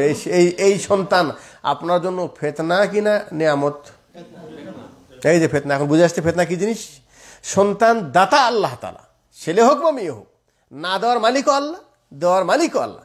এখানেই তো আমরা কি এরকম যোগ করি না, হ্যাঁ, যে অমুক হুজুরের কাছে ফু দিয়েই তো এই বাচ্চা আসলো পেটে, অমুক জায়গায় মান্নত করার পরে তো বাচ্চা পেটে আসলো, কিরকম হয় না? এটা কিন্তু একেবারে ইসলাম থেকে বের করে দেয়, শিরক, ইসলাম থেকে বের হয়ে যাবে এমন কাজ। তাহলে দিল সন্তান আল্লাহ, দুনিয়ায় সন্তান এসে তার ইসলামকেই ডিরেক্ট করে দিল তার থেকে, তাহলে সন্তান কি ফিতনা হলো না তার জন্য? অতএব সন্তান হওয়ার পর শুকরিয়া কাদায় করতে হবে। ডাক্তারের এখানে করার কিছু নেই, কবিরাজে করার কিছু নেই, হুজুরের ফুয়ের এখানে কোনো দখল নেই, কারো কিছু করার নেই। এটা আল্লাহ পাকের নিয়ামত। নিয়ামত পেলে আল্লাহর শুকরিয়া আদায় করতে হবে। শুকরিয়া আদায় যদি না করি তাহলে আল্লাহ পাকের কাছে আমার জবাবদিহি করতে হবে। সন্তান হয়েছে, সন্তান হওয়ার পর আল্লাহ রসুল সাল্লাম একটি মুস্তাহাব কাজ, সেটা হলে যে আল্লাহ রসুলের কাছে একজন সাহাবিয়া সন্তান হয়েছে, আল্লাহ রসুলের কাছে নিয়ে এসে দেখে রসুল আমার সন্তান হয়েছে। আল্লাহ রসুল সাল্লাম একটা খেজুর মুখে নিয়ে চাবিয়ে ওই খেজুরের মিষ্টি লালা দিয়ে ওই বাচ্চার মুখে দিয়েছে। এটাকে আরবিতে বলে তাহনিক। কোনো মিষ্টি জিনিস মুখে চাবায় ওখান থেকে কিছু অংশ সন্তানের মুখে দেওয়া। এটা কে করবে? আপনি যাকে নেককার মনে করেন, দিনদার মনে করেন, সে এটা করবে। ঠিক আছে, এটা করতে পারা, এটা করা যেতে পারে, এটা আমরা জানিও না, করিও না। আরেকটা যেটা করতে হবে সেটা হলে সন্তানের বয়স যখন 7 দিন হবে, তাহলে সন্তানের 7 দিনের দিনে, কোন দিনে? এই আলোচনা একটু বলি, যদি এর আগে আলোচনা হয়েছে, যেহেতু আপনারা এখন কিচ্ছু জানেন, কিছুই জানেন। সন্তান হলে ফোন দিচ্ছেন, সে ছেলে হয়েছে, আর কি করতে হবে বলেন? কিছু জানে না। ঠিক আছে, 7 দিনের দিনে তাকে সুন্দর নাম রাখতে হবে। কি নাম রাখতে হবে? সুন্দর নাম, বল্টু পল্টু, তাই না? সুন্দর নাম, সুন্দর নাম রাখতে হবে। হ্যাঁ, এবং হ্যাঁ, তার মাথা পরিষ্কার করতে হবে, মাথা পরিষ্কার করতে হবে, মাথা নেড়ে করতে হবে। এবং 7ম দিনে যদি ছেলে হয় তাহলে 2টা কুরবানি, 2টা ছাগল অথবা ভেড়া, আর মেয়ে হলে একটা, মেয়ে হলে কি একটা পশু আকিকা দিতে হবে। কি দিতে হবে? আকিদা। কুল্লু মৌলুদিন রাহিনাতুন বিআকিকাতি, প্রত্যেক নবজাতক সন্তান জন্মগ্রহণ করার পর দায়বদ্ধ থাকে আকিকার সাথে। যে ব্যক্তি আকিকা করা সুন্নতে মুআক্কাদা, ফরজ না, ওয়াজিব না, সুন্নতে মুআক্কাদা। আপনার সামর্থ্য আছে তাহলে ছেলে হলে 2টা, মেয়ে হলে কি কি উট দিবেন? গরু না ছাগল নাকি? জি, আপনার টাকা বেশি তাই আমি গরু দিব, আল্লাহ রসুল গরু দেন নেই। রসুলের সাথে আপনার টাকা বেশি না, যিনি শত শত কুরবানি দিতেন, আপনি 100টা কুরবানি কোন দিয়েছেন? 100টা উট কোন দিয়েছেন? আর আল্লাহ রসুল 100টা উট কুরবানি দিয়েছেন। তাহলে ওনার সাথে ধনী আপনি হতে পারবেন না। অর্থাৎ আল্লাহ রসুল এত টাকা থাকার পরেও, এত ধনী হওয়ার পরেও তার, হ্যাঁ, উনি হাসান হোসেনের পক্ষ থেকে 2টা ছাগল বা 2টা ভেড়া উনি কুরবানি দিয়েছেন। অতএব কুরবানি কি নাম, আকিকা দিয়েছেন। আকিকার ক্ষেত্রে ভেড়া অথবা দুম্বা অথবা ছাগল এই জাতীয় দিতে হবে। গরু আল্লাহ রসুল দেন নাই, মোষ দেন নাই, উট দেন নাই। অথচ দেখেন, আমার খুব কাছের ছাত্র, দীর্ঘদিনের ছাত্র, এই আমি ছুটিতে ছিলাম, ঠিক আছে, ছেলে হয়েছে, গরু দেয়া কি করেছে, গরু দিয়ে খাবার, গরু দেয়া কি করেছে, অনেক খুশি, সেও খুশি, তার বন্ধু বান্ধব আরো যারা ছাত্র আছে তারাও খুশি, মাশাআল্লাহ, হ্যাঁ, গরু দিয়ে কুরবানি দিয়েছে, ভালো হয়েছে। তাহলে আপনি কি মনে করছেন অনেক কিছু জানেন? কিচ্ছু জানেন না। তাহলে 7 দিনের দিনে কয়টা দিতে হবে? 2টা। কেউ যদি 2টা কেনার সামর্থ্য না রাখে, একটা দিলেও হবে, একটা দিলেও হবে। সবর, একটা দিলেও কি হবে? মেয়ে একটা হয়েছে, একটা দেন, ছেলে একটা দেন, তারপরে হবে। দিতে হবে কোন দিনে? 7 দিনে দেওয়ার দলিল আছে। 7 দিনের পরে কোনোদিন দিলে তার পক্ষে কোনো হাদিস নেই। ওলামা একরাম বলছে কেউ যদি পরে দিতে চায় দিতে পারে, আল্লাহ রাসূলের কোনো হাদিস নেই। তাহলে যেই বিষয়ে হাদিস আছে, আপনি যদি আগে থেকে জানেন যে 7 দিনের দিনে কুরবানি দেওয়া সুন্নত, তাহলে আপনার চেষ্টা করতে হবে 7 দিনের দিনে করা। ঠিক আছে না? না আমাদের দেশে কি হয়, না এখনো বউ হাসপাতালে আছে, হ্যাঁ, ছাগল কিনার এখনো ইয়া নেই, হ্যাঁ, এখন অনুষ্ঠান কিভাবে করব? আরে বাবা, তুমি আকিকার কিছু বোঝোই না। ঠিক আছে না? আকিকা 7 দিনের দিনই করেন। আজকে যেটা আকিকা হচ্ছে, এটা গত 1 সপ্তাহ 10 দিন আগে 7 দিনের দিনে ছাগল জবাই হয়েছে, আজকে সেটা অনুষ্ঠান করে খাওয়ানো হচ্ছে। এই ছাগল কি কুরবানির মতো হতে হবে? হ্যাঁ, শর্ত যেগুলো আছে কুরবানির শর্ত, ওরকম শর্ত থাকতে হবে। এরকম কোনো শর্ত আকিকার ছাগলের ক্ষেত্রে নেই। ওলামায়ে কেরাম কুরবানির উপর কিয়াস করে আকিকার ছাগলেও শর্ত দিয়েছেন, কিন্তু হাদিসে এরকম কোনো শর্ত পাওয়া যায় না। তারপরেও আল্লাহর জন্য যদি করছেন, নিখুঁত ছাগল দুটা একই ধরনের, একটা অনেক বড় একটা ছোট তা না, দুটা পাশাপাশি একই ধরনের দুটা পশু দিবেন আকিকায়, ঠিক আছে? সেটা ছেলে ছাগল হতে পারে, মেরদি ছাগল হতে পারে, মেয়ে ছাগল হতে পারে, এরকম কোনো শর্ত নেই, ঠিক আছে? আকিকা দেওয়ার পর পেটে বাচ্চা আছে, সমস্যা নেই, ওই বাচ্চাও যদি খেতে পারেন খান, আর না হলে বাচ্চা ফেলে দেন, বাচ্চার মা খান, সমস্যা নেই, ঠিক আছে? এই আকিকার গোশত কি কুরবানির 3 ভাগ করতে হবে এরকম কোনো বিধান নেই। আকিকার গোশত আপনি খান, আত্মীয়স্বজনকে খাওয়ান, গরিবদেরকে খাওয়ান। আজকে যেমন সবগুলি একসাথে রান্না হচ্ছে, রান্না করে নিয়ে এসে খাওয়ান, নানির বাড়ি দেন, দাদির বাড়ি দেন, প্রবাসে দেন, যে কোনো জায়গায় দেন, আপনি দেন, আপনার আব্বা দিক, নানায় দিক, তার পক্ষ থেকে আকিকা হলেই হইল, যেখানে যে কোনো জায়গায় হোক, ঠিক আছে না? গত কয়েকদিন আগে আমি বাড়ি থেকে আসার পরে একটা আকিকার অনুষ্ঠান হলো। সেই অনুষ্ঠানটা আমার এক ছাত্র এখানে খাবরাতেই করেছে। তো আমার আর এক ছাত্র ফতোয়া দিয়েছে যে কুরবানি হয়নি, আকিকা হয়নি, না হবে না, এখানে আকিকা দিতে হবে বাংলাদেশে, তুমি সৌদি আরবের আকিকা হবে না। এই জন্য শোনেন, ফতুয়া কম দেবেন আর জানার চেষ্টা করবেন বেশি, ঠিক আছে না? জানেন না কিছুই, অথবা ফতুয়া দিতে খুব আগে আপনারা, ঠিক আছে? একদিনও ক্লাসে বসেন না, আর পেটে বোম মারলে সূরা ফাতিহাও বের হবে না, বিসমিল্লাহর তরজমাও জানেন না, কালেমার তরজমাও জানেন না, কালেমার অর্থও জানেন না, কিন্তু ফতুয়া দিচ্ছেন এমন ফতুয়া যে কি মাদানি আর কি সালাফি আর কি, হ্যাঁ, কারো সবগুলো আপনার সামনে কিছুই না, আপনি বহুত কিছু জানেন। হ্যাঁ, এই জন্য শরীয়তের বিষয়ে, হ্যাঁ, ওয়ালা তাকফু মা লাইসা লাকা বিহি ইলম, যে বিষয়ে জ্ঞান নাই মুখ খোলেন, ঠিক আছে? হ্যাঁ, না জেনে মুখ খুললে আল্লাহর সামনে জবাবদেহি করতে হবে। যেটা কথা বলছেন আল্লাহর সামনে লেখা হচ্ছে, এটা ফেরেশতা লিখে রাখতেছে। হ্যাঁ, না জেনে কথা বলা ঠিক না। 7 দিনের দিনে আকিকা দিবেন পারিত পক্ষে। কেউ যদি দিতে পারে নাই, পরে ওলামায়ে কেরাম কেউ বলছেন যে কেউ যদি দিতে চায় দিতে পারে, আপনি চেষ্টা করবেন সুন্নত অনুযায়ী আকিকা দেওয়ার জন্য, ঠিক আছে? ক্লিয়ার? এরপরে যেটা করতে হবে সেটা হলেই, সন্তান যেহেতু আল্লাহর নিয়ামত, আমি যেহেতু মুমিন, আমার সন্তান, আল্লাহ বলছেন তোমার বাপ যদি মুমিন হয় সন্তানও কি হবে? বাপ যদি বাম হাতে খায় সন্তানও কি হবে? বাপ যদি খাওয়ার সময় বিসমিল্লাহ না বলে সন্তান শিখবে? বাপ যদি কোনো জিনিস বাম হাতে লেনদেন করে, ডান হাত না ব্যবহার করে, তাহলে সন্তান কি শিখবে? শিখবে? বাপ যদি খাওয়ার সময় বিসমিল্লাহ না বলে সন্তান শিখবে?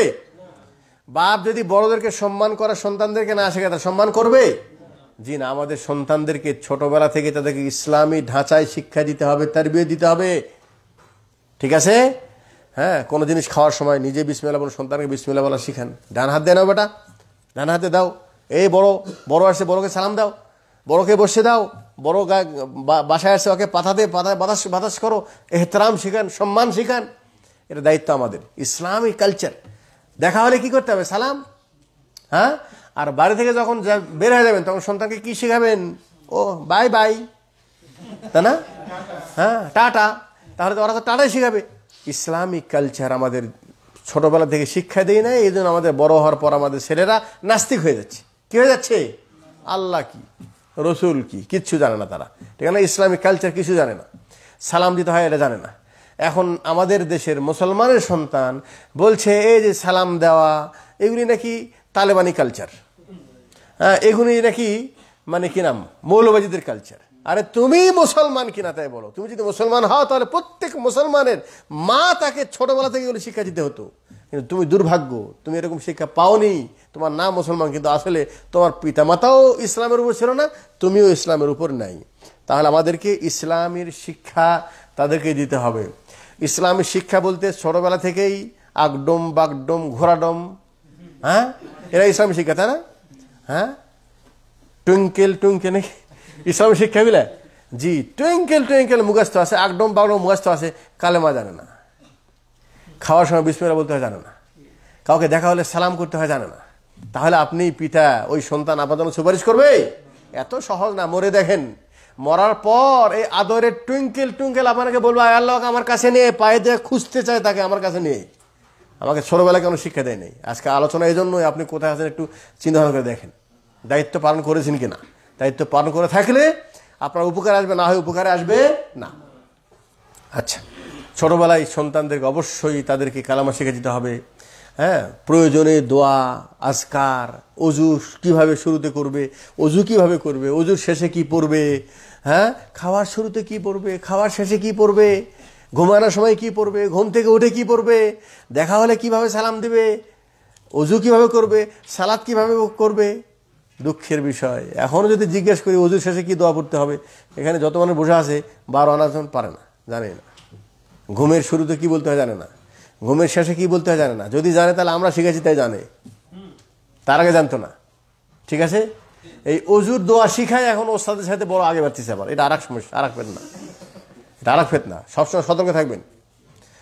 যতক্ষণ পর্যন্ত দেখবেন আমরা আপনাদেরকে হকের উপর রেখেছি, হক শেখাচ্ছি, ওস্তাদের সাথে বেশি আগে বাড়ার চেষ্টা করেন না, লাইনচ্যুত হয়ে দেবেন নিশ্চিত, এতে কোনো সন্দেহ নেই।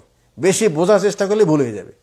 পিছিয়ে থাকবেন, আগে না, পিছিয়ে। ঠিক আছে, আচ্ছা, তাহলে সন্তানদেরকে অবশ্যই দ্বীনি শিক্ষা দিতে হবে, কোরআন শিক্ষা দিতে হবে। ঠিক আছে, ছোটবেলা থেকেই ইংলিশের টিচার দিয়েছেন, কিন্তু কোনোদিন একটু চেষ্টাও করেন নাই আমার সন্তানরা ছোটবেলা থেকে কোরআন শিখুক। ছোটবেলা যদি কোরআন শিখান, আমার ছোট বাচ্চা, আমি বাচ্চাদের পড়ালাম, হ্যাঁ, সদ জবর স, বাচ্চা সঙ্গে সঙ্গে বলছে স, তুই সুন্দর বলে দিচ্ছি, আ সুন্দর উচ্চারণ দিচ্ছি। আর আপনাকে পড়াতে পড়াতে আমার 1 বছর হয়ে গেল, এখন পর্যন্ত আ পারে না। স কে সা বলে, কফকে কা বলে, তা কে তা বলে। ওই আজকে শিখায় কালকে নেই। হ্যাঁ, আর তালিম ফিল কিবার কার নাকশ আলাল বাহার, বড় হওয়ার পর শিক্ষা দিলে কেমন হয় জানেন? সমুদ্রের পাড়ে যায় যদি ওই বারুর চরের উপর যদি নাম লেখেন আব্দুল করিম, একবার ঢেউ আসবে, এরপর আব্দুল করিম নাই, ঢের পানিতে আব্দুল করিম মুছে গেছে। সকালে শিখবেন বিকালে নেই, বিকালে শিখবেন সকালে নেই, কারণ এখন গাছের ডাল শক্ত হয়ে গেছে, এখন আর জবানটা সোজা হচ্ছে না। কয়জন জানি আমরা কোরআন? তাহলে সন্তান আমার জন্য ফেতনা নাকি আমার জন্য রহমত? আপনি নিজে চিন্তা করে দেখেন। আমি তো আমার সন্তানদেরকে ছোটবেলায় কোরআনই শিক্ষা দিই না। আল্লাহ আকবার, যে কোরআন আল্লাহ বলছেন যালিকাল কিতাব লা রাইবা ফি, এই যে কোরআনের মধ্যে কোনো সন্দেহ নেই, হুদাল লিল মুত্তাকিন, এই কোরআনের মধ্যে মুমিন মুত্তাকিদের সব হেদায়েত রয়েছে। এই কোরআন পড়তেই জানি না, তর্জমা তো দূরের কথা, পড়তেই জানি না, আর শুধু সম্মান করে, হ্যাঁ, ওটাকে মসজিদে যায় শুধু চুমা দিই। মসজিদে দেখেন না কিছু মানুষ, ওর চুমা দিয়েই সে কোরআনের হক আদায় করে দেয়। হ্যাঁ, আর কি করে জানেন? কোরআনকে একেবারে গেলাপ দিয়ে সুন্দর করে পিছায় ওটাকে আলমারির উপরে রেখে দিয়েছে, একদম আলমারির ভিতরে, মানে এরপরে আলমারির ভিতরে আবার গেলাপ দিয়ে বাঁধা ওঠে, সম্মান এহতেরাম। কোন দিন বের হবে? শবে বরাতের দিন, তার আগে বের হবে না, পরেও বের হবে না। তাহলে তারপরেও মাশাআল্লাহ আমাদের দাদা দাদি মা বাপ তারা তো কোরআন শবে বরাতের দিন হলে তো বের করতো, আর আপনি তো কোরআন পড়তেই জানেন না। কি শবে বরাত আর কি রমজান আর কি কদর, কোরআন পড়তেও জানে না, আফসোসও নাই। এটা আমার সবচেয়ে বড় দুঃখের ব্যাপার। পড়তেও জানে না, আফসোসও নাই যে আমি যে করতে জানি না, এটা আমার আল্লাহ পাক ফরজ করে দিয়েছে। সব বুঝি ভালো মন্দ, কিন্তু এখানে যে সামান্য একটু কষ্ট স্বীকার করতে রাজি নেই, শিকার আগ্রহ নেই। দুনিয়ার জন্য কত মেহনত করি, কত চেষ্টা করি, হ্যাঁ, কত বড় বড় কাজ করি, একবার না বলে 10 বার করি, কিন্তু দিনের জন্য একটু আমরা মেহনত করতে রাজি নেই। তাহলে সন্তানদেরকে কি কোরআন শিক্ষা দিয়েছি, দোয়া শিক্ষা দিয়েছি, তাদেরকে ইসলাম আদব শিখিয়েছি? যদি শিখায় থাকি তাহলে আমরা হক আদায় করেছি। এই সন্তান আমার জন্য মৃত্যুর পর দোয়া করবে। যদি না করে থাকি তাহলে এই সন্তান কিয়ামতের দিন আল্লাহর সামনে বলবে, এই মা বাবা আমাদেরকে ছোটবেলা থেকে কোরআন শিক্ষা দেয়নি, এরা আমাদেরকে সালাম করতে বলেইনি। ঠিক আছে, আর কি করতে হবে? মরু আওলাদাকুম ওহুম আবনাউ সাবা সিরিন ওয়াজরিবুহুম আলাইহা ওহুম আবনাউ আশারা সিরিন। 7 বছর বয়স হলে তাকে নামাজ পড়ার হুকুম দাও, আর 10 বছর হলে নামাজ না পড়লে তাকে মারো। অথচ নামাজ তার এখনো ফরজ হয়নি, ফরজ হতে বালিগ হওয়ার পর, ফরজ হওয়ার আগে তাকে ট্রেনিং, 7 বছর থেকে নামাজ পড়ার নির্দেশ দাও। আমরা কি দিয়েছি? দিবেন তো তখন যদি আমি নিজে নামাজ পড়ি। আল্লাহ আকবার, কোথায় এসে চিন্তা করেছেন আপনি? এত, হ্যাঁ, মানে আল্লাহর পাকড়াও থেকে নিরাপদ মনে করছেন না আমি ভালো মুমিন, একটু দাঁড়িয়ে রেখেছি, আর না একটু জুমার নামাজ পড়ি, আর না দিনে 2 ওয়াক্ত পড়ি, মাগরিব আর জোহর, আসর ঘুমের সময় পড়ি না, এশা তো নেই, ফজর তো আল্লাহ আকবার নেই। তারপরেও যদি একটা বছর ওমরা করি, ওই হলো সবচেয়ে বড় মুসল্লি। ওর ফতুয়ার সামনে কোনো ইসলাম টিকেই না, মানে ওই একজন মমিন আর বাকি সব মমিন না। ঠিক আছে ভাই, তাহলে আমি তো নিজেই নামাজ পড়ি না, আমার সন্তান 7 বছর নামাজ কীভাবে পড়বে? 10 বছরে নামাজ না পড়লে মারবেন কোথায়? আপনার স্ত্রী নামাজ পড়ে? স্ত্রী নামাজ পড়লে না সন্তানকে বলে নামাজ পড়ো? আপনি কি কোনোদিন স্ত্রীকে বলেছেন নামাজ পড়ো? না। গাল গপ্প চলছে যে একেবারে আজকাল তো ইমোতে আর কোনো টাকা লাগে না, ঠিক আছে না, সময় পালেই ডাইরেক্ট ফোন, ঠিক আছে না, প্রত্যেক দিন 10 বার করে ফোন হচ্ছে, অনেক কথা হচ্ছে, কিন্তু কোনোদিন জিজ্ঞাসা করে না আজকে ফজর কি পড়েছিলা? অথচ আল্লাহ বলছেন ফাস্তাউসুন নিসা খায়রা, তোমার স্ত্রীকে সবসময় ভালো ভালো কথা বলো, উপদেশ দাও, কারণ এই মহিলাদেরকে বাঁকা হাড্ডি দিয়ে বানানো হয়েছে, এরা বাঁকা থাকবেই, এদেরকে সবসময় ভালো কথা বলো, এদেরকে ফেতনা বলা হয়েছে। আল্লাহ বলছেন আমি দুনিয়ায় এই নারীর চাইতে বড় ফেতনা আমি রেখে যাইনি, আর সেটাকে আপনি একেবারে মানে জানে মান মেনে নিয়েছেন। হ্যাঁ, যা বলে তাই শোনেন, যা বলে তাই শোনেন, যা নিয়ে যেতে বলে তাই নিয়ে যান, সেটা হালাল কি হারাম, সেটা আল্লাহ নারাজ হবে কি হবে না এটা এখন দেখেন না, ওই স্ত্রী যা বলছে তাই, ঠিক আছে। তাহলে আমরা কি এটা করেছি? সন্তানদেরকে নামাজি বানাতে পেরেছি? নিজেও নামাজি হই নাই, সন্তানদেরকে নামাজি করি নাই, ঠিক আছে ভাই। আর একটা কাজ করতে হবে, সেটা হলেই আপনি নিজে ইমানদার হন, সন্তানদেরকে ইমানদার বানান, আর সন্তানদের জন্য বেশি বেশি দোয়া করুন, বেশি বেশি কি করুন? দোয়া করুন। আল্লাহ নবী সাল্লাল্লাহু আলাইহি ওয়াসাল্লাম বলছেন পিতামাতা সন্তানের জন্য দোয়া করলে সেই দোয়া ডাইরেক্ট আল্লাহর কাছে কবুল হয়ে যায়। কই আমরা কি দোয়া করি? দোয়া করি না। আল্লাহ বদ দোয়া করো না, তোমার দোয়া যেতে ডাইরেক্ট কবুল হয়, দোয়া করলেও কবুল হবে, বদ দোয়া করলেও কবুল হবে। তুমি তোমার পরিবারের উপরে, মালের উপরে, তোমার সন্তানের উপর তুমি কখনো বদদোয়া করবে না, বদদোয়া করবে না। এই যে কয়টা হক এবং দায়িত্বের কথা বললাম, ঠিক আছে না, এই দায়িত্বগুলি আমরা আদায় করতে পেরেছি কি? তারপরে কি এই সন্তানদেরকে হালাল উপার্জন খাওয়ানো, হালাল উপার্জন খাওয়ানো। আমি তো শুধু মনে করছি যে যত বেশি টাকা আসুক তাদেরকে ধনী করে যেতে হবে, ধনী করতে যে আমি হালাল হারাম কিছু বাঁচলাম না, এই সন্তানরা অঢেল টাকার মালিক হলো, কিয়ামতের দিন এই সন্তান বলবে আয় আল্লাহ আমাকে হারাম পয়সা খাওয়াইছে আমার বাপ, আমি এই জন্য হারাম খেয়ে আমার ইবাদত কবুল হয়নি, আমাকে জাহান্নামে দেওয়ার আগে মা বাপকে আগে জাহান্নামে দাও। উপকার হলো? উপকার হলো? আরে যাদের জন্য মিথ্যা বললাম, যাদের জন্য ধোকা দিলাম, যাদের জন্য আজকে আমি প্রবাস থেকে একটা ভালো কাপড়ও পরলাম না, ওদের জন্য। আর আপনি আজকে আলোচনা শুনে দেখেন তো, এই সন্তান এই স্ত্রী আপনার পক্ষে যাবে না বিপক্ষে যাবে? আলোচনা মনে হয় আশা করি সংক্ষেপ হলে বুঝে আসার কথা, ঠিক আছে না? অতএব ভাই সচেতন হওয়ার সময় এখন। তবে একটা শেষ কথা বলো, সেটা হলোই কুল ইয়া ইবাদিয়াল্লাযীনা আসরাফু আলা আনফুসিহিম লা তাকনাতু মির রাহমাতিল্লাহ। আল্লাহ যে আমাদের প্রতি কত দয়াবান জানেন। আল্লাহ বলছেন হে বান্দা তোর উপরে এতগুলি ভুল, বিবাহ করার সময় ভুল করেছিস, বিবাহের অনুষ্ঠান ভুল করেছিস, এরপরে যা দোয়া কালাম কিছুই পড়িস নাই, সন্তান হওয়ার পরও ভুল করেছিস, তারপরেও কিছু করিস নাই, তাদের শিক্ষা দেওয়ার ক্ষেত্রেও ভুল করেছিস, সব ভুল করেছিস। ভুলের পর যদি তুমি ভুল মনে করে আজকে যদি আমার কাছে তওবা কর, আয় আল্লাহ আমি জেনে বা না জেনে অন্যায় করেছি, আয় আল্লাহ তুমি আমাকে মাফ করে দাও। আল্লাহ মাফ করে দেওয়ার জন্য তওবা যখন করব তখন ভুলটা আগে ছেড়ে দিতে হবে। তার মানে কি নিজে নামাজ পড়ি না, সন্তানরা নামাজ পড়ে, স্ত্রী নামাজ পড়ে না, আমি তওবা করছি আল্লাহ তওবা মাফ করো, নামাজ এখনো শুরুই করনি, তওবা কাজে আসবে? আজকে থেকেই আমি এক ওয়াক্ত নামাজ ছাড়বো না, কালকে স্ত্রীকে ফোন দেবো তোমার যেন এক ওয়াক্ত নামাজ না ছুটে যায়, সন্তানদেরকে অর্ডার নামাজ না পড়াবো না, তোমার কাপড় নেই, তোমার ভাত নেই, ঠিক আছে না? এটা হলো তওবা। এটা কি তওবা? ভুল করেছি আর করবো না, ভুল করেছি আর করবো না। এরপরে বিনয়ের সাথে আল্লাহর কাছে সারা জীবন কাঁদবো, দোয়া করবো আল্লাহ ভুল করেছি, আল্লাহ তুমি মাফ করে দাও। এই যে শেষের পথ যেটা বললেন, এই পথ এখন আমার জন্য এখনো খোলা আছে আলহামদুলিল্লাহ। এই পথ কি এখনো, ভুল যেটা হয়ে গেছে সেটা যদি এখনো ভুল বুঝে যদি সংশোধনের চেষ্টা করি তাহলে আমার উপকার আসবে। আর এখনো যদি না বুঝি তাহলে ওই যে আগের আয়াত ইন্না মিন আজওয়াজিকুম ওয়া আওলাদিকুম আদুউল লাকুম, তোমার স্ত্রী তোমার সন্তান তোমার শত্রু, ইন্নামা আমওয়ালুকুম ওয়া আওলাদুকুম ফিতনা, তোমার মাল তোমার সন্তান তোমার জন্য ফিতনা। তাহলে অবশ্যই আমার জন্য সবকিছু কি হয়ে যাবে? ফিতনা হয়ে যাবে। আজকেই সংশোধন হয়ে আমি চেষ্টা করতে পারি। হ্যাঁ একটু খেয়াল করেন, চেষ্টা করছি, আমি 5 ওয়াক্ত নামাজ শুরু করেছি, স্ত্রীদেরকে নামাজ পড়ার জন্য হুকুম দিচ্ছি, সন্তানদেরকে নামাজে বানানোর জন্য চেষ্টা করছি, আল্লাহর কাছে দোয়াও করছি, চেষ্টা করছি, কয়দিন? 1 মাস। তারপরে চেষ্টা ছেড়ে দেব? 1 বছর পরে চেষ্টা ছেড়ে দেব? আজীবন চেষ্টা চালিয়ে যেতে হবে। একদিকে দোয়া, আয় আল্লাহ আমার স্ত্রী সন্তানদেরকে হেদায়েত দাও, আর একদিকে তাদেরকে হেদায়েত করার জন্য চেষ্টা চালিয়ে যেতে হবে। বই দিতে হবে, বক্তব্য দিতে হবে, ভালো ভালো কথা শোনাতে হবে, নিজে ওদেরকে ভালো কাজের দিকে আহ্বান করতে হবে, নিয়ে আসতে হবে, সাথে থাকতে হবে।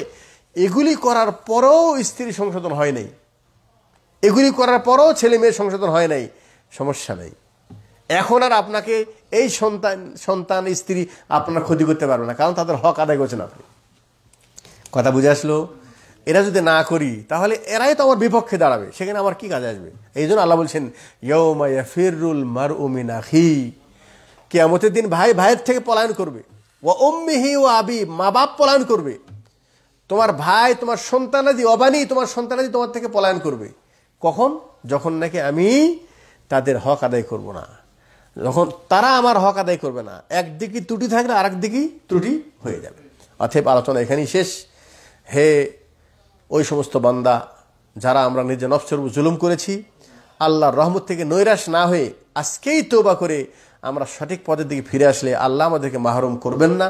আল্লাহ আমাদের বাকি জীবনে ইনশাল্লাহ দুনিয়া এবং আখিরাতের জন্য কল্যাণময় কাজ আল্লাহ আমাদের করার তৌফিক দিবে, এবং আমরা ইনশাল্লাহ আমাদের যা কিছু পরবর্তীতে করব এটা আমাদের দুনিয়া আখিরাতে কাজে আসবে ইনশাআল্লাহ। আল্লাহ রাসূল বলছেন, তুমি মারা গেলে তোমার সন্তান যদি নেক বানায় যেতে চাও, তাহলে নেক সন্তান তোমার জন্য দোয়া করলে আমি কবরে তোমার সওয়াব পৌঁছে দেবো। সুবহানাল্লাহ। আমরা চেষ্টা করি শুধু আনন্দ হলো, খুশি হলাম, লোকজনকে খাওয়ালাম, ছেলে হয়েছে, মেয়ে হয়েছে, হ্যাঁ, আর এরপরে আমি যদি আমার দায়িত্ব এবং কর্তব্য যদি আদায় না করি ভাই, তাহলে এই খুশি আমাকে একদিন কান্নায় পরিণত হবে। আল্লাহ আমাদের বোঝার তৌফিক দান করুক, আল্লাহ আমাদেরকে নেক হওয়ার তৌফিক দান করুক, আল্লাহ আমাদের সন্তান স্ত্রীদেরকে নেক হওয়ার তৌফিক দান করুক। আল্লাহ পাক যেন আমাদের স্ত্রী এবং সন্তানদেরকে আমাদের জন্য দুনিয়া এবং আখিরাতের নেয়ামত যেন বানান, ফিতনা এবং শত্রু যেন না বানায়। আল্লাহ আমাদের সবাইকে নেক আমল করার তৌফিক দান করুক। আকুলু কাউলি হাদা ওয়া আস্তাগফিরুল্লাহ লি ওয়া লাকুম ওয়া লিসাইল মুসলিমিন ফাস্তাগফিরু ইন্নাহু হুয়াল গফুরুর রহিম। আসসালামু আলাইকুম ওয়া রাহমাতুল্লাহি ওয়া বারাকাতুহু।